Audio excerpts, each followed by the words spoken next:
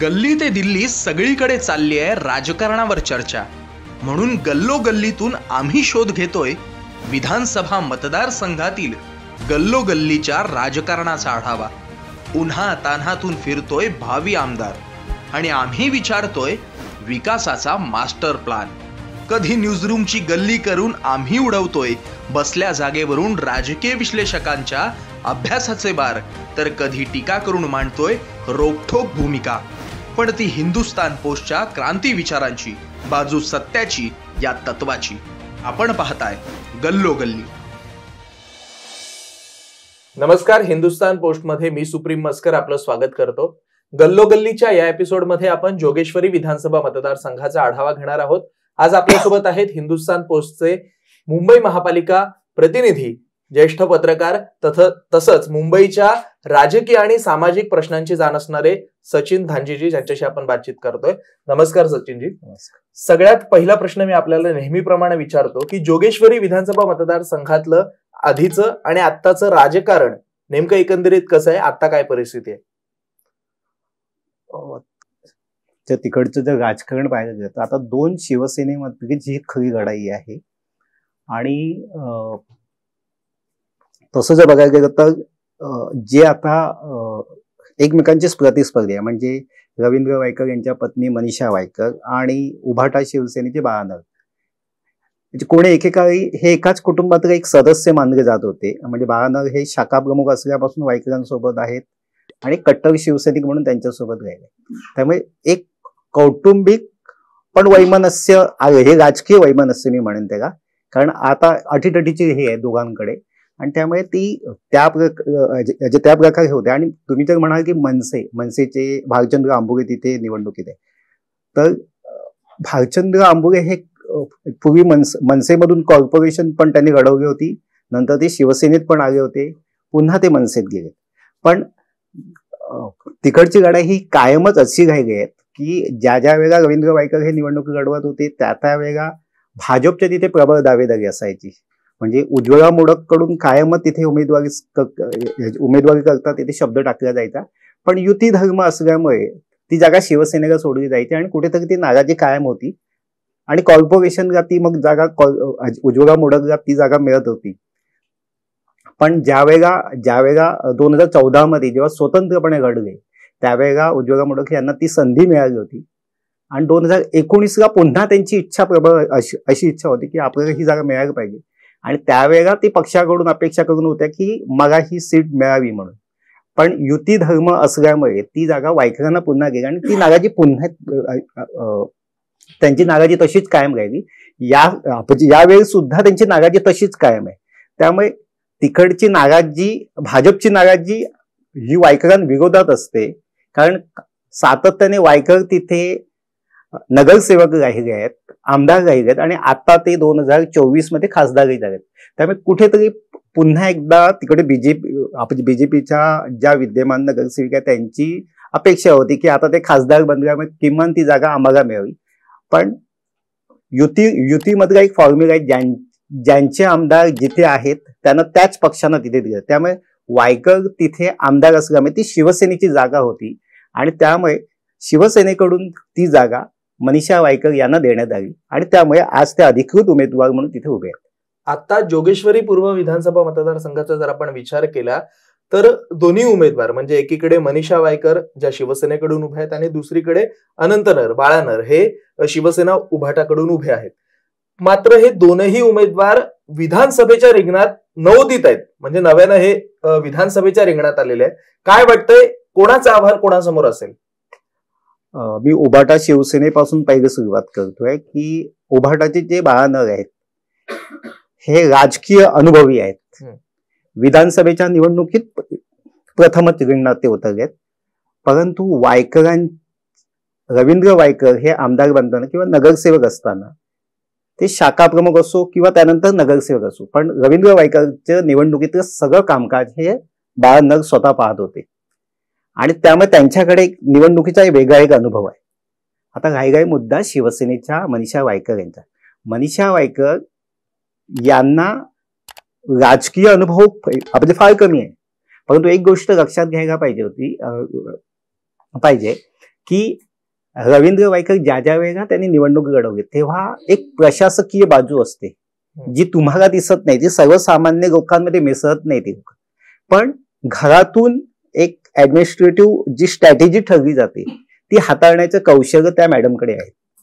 त्यामुळे आपण थोडक्यात जरी राजकीय अनुभव नसेल तरी किंवा त्या फील्डवरती नसेल तरी घरातच वायकरांना जे अपेक्षित किंवा वायकरांसोबत राहिल्यामुळे राजकीय त्यांची चांगल्या भेटीगाठी किंवा लोकांची चांगला परिचय आहेत, कारण त्यात त्यांच्या सोबत कायम राहिल्यात.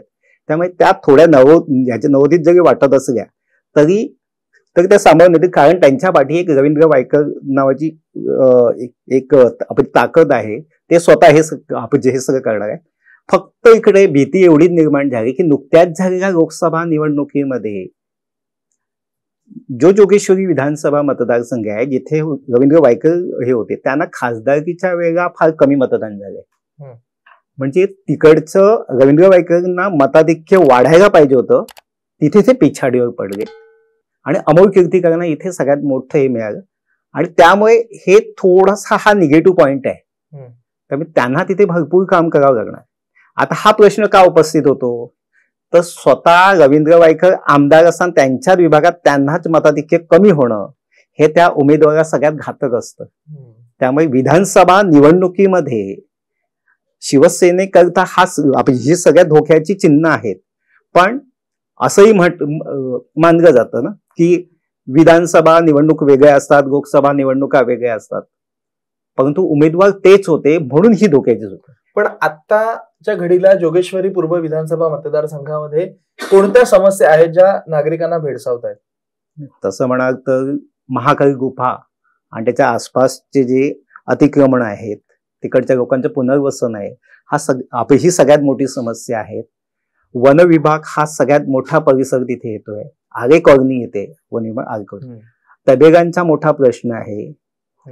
तुम्ही रेल्वे इथे नटवर नगर किंवा रेल्वे कॉलनीच्या आजूबाजूचा परिसर आहे, त्यामुळे इथे मोठ्या प्रमाणात म्हाडा वसाहती आहेत, बैठ्या आहेत, इमारती सुद्धा आहेत, झोपडपट्टी तेवढ्या प्रमाणात आहे. मेघवाडी सारखी सगळ्यात मोठी झोपडपट्टी तिथे आहे. इन्कम टॅक्स वसाहत तिथे आहे. त्यामुळे अशा मोठमोठ्या समस्या तिथे आहेत. पण त्यांचं मागे जर काही काळांमध्ये पुनर्विकास हा त्या प्रमाणात होऊ शकलेला नाहीये. आणि कुठेतरी आता तुम्ही सहज एक जर उदाहरण घेतलं तर पश्चिम द्रुतगती महामार्गावरून येताना जोगेश्वरी सबवेमधून तुम्ही ज्या वेळेला पंप हाऊसच्या दिशेला जाताय त्यावेळेला होणारी वाहतूक कोणती, तर ही सुद्धा मोठी समस्या आहे या विधानसभामध्ये.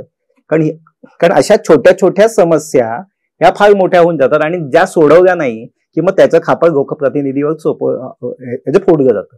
आत्ताच्या घडीला विधानसभेमध्ये सुद्धा भाजपच्या उज्ज्वला मोडक आहेत, त्यांची नाराजी व्यक्त झाली. दुसरीकडे भाजपचे काही नगरसेवक असंही आहेत जे मनीषा वायकर यांच्या प्रचारामध्ये दिसत आहेत आपल्याला.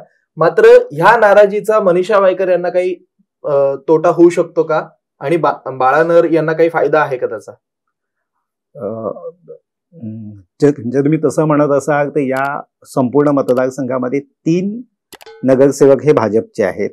त्यातले प्रभाग क्रमांक 52 ज्यांचे काही बूथ येतात, म्हणजे याचे काही सेंटर्स आहेत, परंतु या मतदारसंघातून रवींद्र वायकर यांना खासदारकीला सर्वाधिक जास्त 4,500 मताधिक्य मिळालं होतं. दुसरं उज्ज्वला मोडकचा एक प्रभाग आहे ज्यावरून हे पिछाडीवर पडले होते, जिथे त्यांना मतदान झालं नव्हतं. आणि दुसरं आहे पंकजी. तर त्या पंकजींच्या मतदारसंघामध्ये त्यांना चांगलं मार्जिन मिळालं होतं. तर हे 3 प्रभागामध्ये चांगले. आता तुम्ही प्रश्न असा होता की यांच्यातली नाराजी, तर कुठे नाराजी आहे? तर उज्ज्वला मोडक ज्यांच्या प्रभागातच लोकसभेमध्ये मताधिक्य घटलं होतं, ज्यांना पिछाडीवरती होते, त्यामुळे त्यांच्या नाराजीचा तेवढा काय परिणाम नाहीये. आणि जर तुम्ही तिथे बघत असाल तर भाजपचे अन्य 2 नगरसेवक पदाधिकारी रवींद्र वायकर यांचं काम करतात आहेत. बरोबर. त्यामुळे त्या नाराजीचा तसा काही संबंध येणार नाही. हा, दुसऱ्या बाजूला एक महत्वाचं सांगतोय की भाजपने भले त्यांच्या अंतर्गत कोणताही प्रश्न ही अशी नाराजी असेल, पण भाजपचे एक मेसेज पदाधिकाऱ्यांपर्यंत पोहोचले आहे की युती धर्म पाळा. कोण नाराज आहे त्याकडे बघू नका, तर तुम्ही युतीच्या उमेदवाराचा प्रचार करायचा. त्यामुळे काही पदाधिकारी योग्य प्रकारे त्यांचा प्रचार करताना दिसतात. याआधी भाजप शिवसेना युतीकडून युती धर्म पाळत शिवसेनेकडे ही सीट जायची, त्यामुळे शिवसेनेचा उमेदवार विरुद्ध इतर पक्ष उमेदवार तिथे अशी लढत व्हायची. मात्र यावेळी पहिल्यांदाच शिवसेना आणि दुसऱ्या बाजूला शिवसेना उभाटा ह्या दोन पक्षांमध्ये लढत होते, मुख्य लढत आहे. काय वाटतंय, सच्चा शिवसैनिक कुणाच्या मागे उभा राहील? लोकसभेत ते दिसलंच. लोकसभेत वायकरांना मतदान कमी झालंय आणि अमोल कीर्तीकरांना जास्त झालंय. बघा, या जोगेश्वरीमध्ये सगळ्यात जास्त मेहनत कोणी केली तर बाळानग यांनी, जे आत्ताचे विधानसभेमध्ये उमेदवार आहेत. त्यामुळे सच्चा शिवसैनिक आणि खरी शिवसेना कोणाची आणि दुसरी शिवसेना कोणाची याच्यापेक्षा शिवसैनिक आजही धनुष्यबाणाला मानतो की मशालला मानतो, यावरती जर आपण भाष्य करायचं झालं तर लोकसभेच्या निकालावरून जर आपण त्याचं स्पष्टीकरण जर द्यायचंच झालं तर तो मशालीकडे गेलेला दिसतोय. त्यामुळे तो वायकरांकडे राहिलेला नाहीये.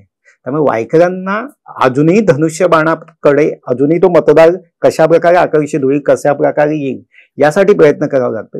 आणि आताच्या घडीला तुम्ही सांगत असाल तर मी लोकसभेच्या निकालावरून बोलतोय. लोकसभेच्या निकालावरचा जो अनुमान आहे त्यानुसार उभाटा शिवसेनेला पूरक वातावरण दिसतंय आता. पण आता या मतदारसंघामध्ये एखाद्या उमेदवाराला विजय व्हायचाय तर काय रणनीती त्याला आखावी लागेल? म्हणजे मुख्य लढतीतल्या दोन उमेदवारांबद्दल आपण सध्या बोलतोय. रणनीती आखणं आणि प्रत्यक्षात काम करणं याच्यात वेगळ्या दोन बाबी असतात. आता जर तुम्ही म्हणत असाल रणनीती, आता रवींद्र वायकर हे मुलगे लोकप्रतिनिधी आहेत. ते स्वतः नगरसेवक राहिलेत, आमदार राहिलेत, आता खासदार आहेत. त्यामुळे निवडणूक कशी लढवायची हे त्यांना सांगायला नको. दुसऱ्या बाजूला असे उमेदवार आहेत जे त्यांच्या तालमीत तयार झालेले आहेत. त्यामुळे त्यांनाही निवडणूक कशी आहे. आता कालचीच घटना पहा ना. काल मातोश्री क्लबच्या बाहेर पैसे वाटप होतोय असा आरोप करत उभाटा शिवसेनेवाल्यांनी आरोप याची दगडफेक केली असं आहे. तर आपण शिवसेनेने असं केलं की महिलांचे क्लिप्स काढले जातात किंवा त्यांचे व्हिडिओ काढत होते. तर हे आता हे का निर्माण होतंय किंवा हे असं का हे होतंय, याच्या मागचं कारण हे आहे की कुठेतरी कोणाला तरी भीती वाटते. हे कोणाला वाटते हे मी सांगायला नको. जनतेला हे सगळं माहिती आहे. आणि प्रत्येक निवडणुकीत ज्या वेळेला एखाद्या उमेदवाराला आपल्याला निवडणूक हारण्याची किंवा जिंकण्याची शक्यता कमी वाटते त्या वेळेला असे प्रकार होतच असतात. त्यामुळे रणनीती हा सुद्धा एक रणनीतीचाच भाग आहे, जिथे जास्तीत जास्त समोरच्या पक्षाची उमेदवाराची बदनामी करणं. आता मुद्दा असा आहे की त्यांनी कुठे जिंकावं की कुठे हारावं. तर मनीषा वायकर यांच्यासाठी रवींद्र वायकर यांना ज्या पॉकेट्समध्ये त्यांना मतदान कमी झालं होतं ते पॉकेट्स पहिले हायर करणं किंवा तिथे जाऊन लक्ष देणं, त्या मतदारांमध्ये आपण कुठे चुकलो किंवा आपण कुठे पोहोचू शकलो नाही की आपली भूमिका त्यांना का पटली नाहीये ते हे सांगणं खूप गरजेचं आहे. त्यामुळे रवींद्र वायकर यांना आपल्या उमेदवाराला मत मिळवण्यासाठी हे करावं लागेल. दुसऱ्या बाजूला नग यांना लोकसभेत मिळालेली जी मतं होती ती कायम राखणे हे आव्हान असेल. बरोबर. त्यामुळे ते कसे करतात याच्याकडे, आणि मनसेचे जे भालचंद्र गांभुरे ते किती मतदान घेतात हे सुद्धा महत्वाचे आहे. कारण दोन शिवसेनेमधील लढाईचा फायदा मनसे उठवते का, तर तेवढे कॅपेबल उमेदवार नाही आहेत. ते जर कॅपेबल उमेदवार असते चांगले तर ते कदाचित त्याचं हे मिळू शकेल. पण काही प्रमाणात मतं खाऊ शकतात आणि त्या मतं खाण्याचा परिणाम एखाद्या उमेदवार होऊ शकतो. एकंदरीत जोगेश्वरी पूर्व विधानसभा मतदारसंघाकडे जर आपण पाहिलं तर ही रवींद्र वायकर यांच्यासाठीच अस्तित्वाची लढाई असणार आहे. कारण का त्यांच्या पत्नी स्वतः मनीषा वायकर या मतदारसंघातून निवडणुकीसाठी उभ्या आहेत. तर दुसऱ्या बाजूला रवींद्र वायकर यांच्या एकेकाळी तालमीत तयार झालेले अनंत नर आहेत. त्यामुळे ही लढाई खरं तर चुरशीची होणार आहे हे मात्र निश्चित आहे. मात्र या लढाईमध्ये कोण जिंकतो हे येत्या काही दिवसातच आपल्याला कळेल. तत्पूर्वी गल्लोगल्लीचे पुढचे एपिसोड पाहायला विसरू नका हिंदुस्थान पोस्टवर. धन्यवाद.